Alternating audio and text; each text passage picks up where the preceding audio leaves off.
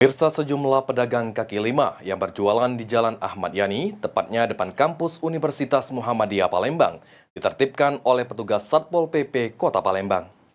Awas itu jangan jual di depan.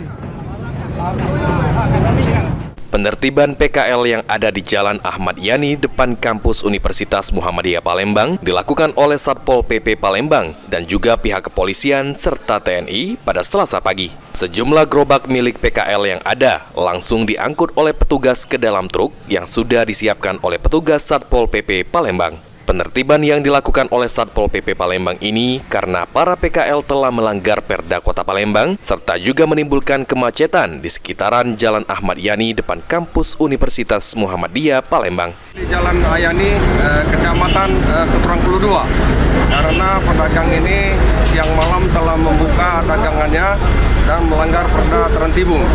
Oleh karena itu menyebabkan kemacetan di seputaran Muhammadiyah.